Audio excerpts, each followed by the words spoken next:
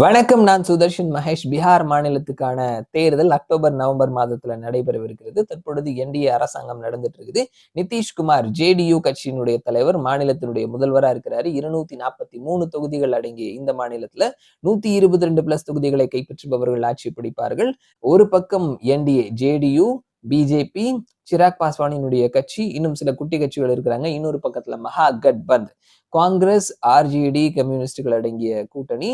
தேர்தல் வியூக வல்லுநர் பிரசாந்த் கிஷோரினுடைய ஜன் ஸ்வராஜ், இந்த கட்சிகளும் களத்துல இருக்கிறாங்க. யாருக்கான வாய்ப்பு அப்படின்னு சொல்லிட்டு போல் மித்ரா அவர்கள் தேர்தலுக்கு முந்தைய கருத்து கணிப்பு முடிவுகளை வெளியிட்டு இருக்கிறாங்க. யாருக்கான வாய்ப்பு அப்படின்றது தெரிஞ்சுக்கலாம். போல் மித்ரா தேர்தலுக்கு முந்தைய கருத்து கணிப்பு முடிவுகள், இவர்களினுடைய கருத்து கணிப்பு முடிவுகள் படி பார்க்கும் பொழுது என்டிஏ கூட்டணியில பிஜேபி 100-115 இடங்களையும், ஜேடியு 50-58 இடங்களையும், எல்ஜேபி 15-18 இடங்களையும், ஹெச்ஏஎம் 2-4 இடங்களையும் கைப்பற்றுவார்கள்னு சொல்லியிருக்கிறாங்க.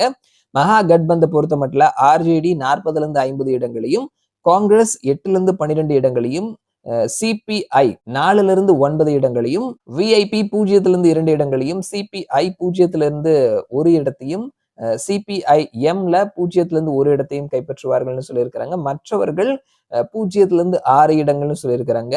ஜன் ஸ்வராஜ் பார்ட்டி எந்த இடத்தையும் கைப்பற்ற மாட்டார்கள் அப்படின்னு சொல்லியிருக்கிறாங்க.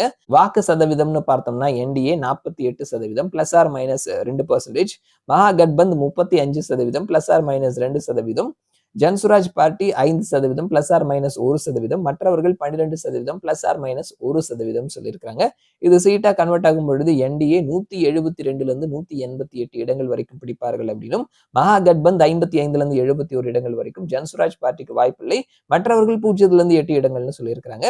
சோ இவர்களினுடைய கருத்து கணிப்பு முடிவுகள் படி பார்க்கும் பொழுது மிகப்பெரிய மெஜாரிட்டியோட என்டிஏ மீண்டும் ஆட்சி அமைப்பார்கள். 172-188, 172 மினிமம் சீட் பிடிச்சா கூட அவர்கள் மெஜாரிட்டி எல்லாம் கிராஸ் பண்ணி ரொம்ப தூரம் போயிட்டாங்க அப்படின்ற மாதிரி தான் வந்துட்டு போல் மித்ரா அவர்கள் தேர்தலுக்கு முந்தைய கருத்து கணிப்பு முடிவுல சொல்லியிருக்கிறாங்க. இவர்களினுடைய கருத்து கணிப்பு முடிவுகள் படி மீண்டும் என்டிஏவினுடைய அரசாங்கம் அமையவிருக்கிறது அப்படின்னு சொல்லியிருக்கிறாங்க. பார்க்கலாம் யாருக்கான வாய்ப்புகள் இருக்குது அப்படின்னு சொல்லிட்டு. மறுபடியும் நான் உங்களை இன்னொரு வீடியோல சந்திக்கிறேன். அது வரைக்கும் நன்றி.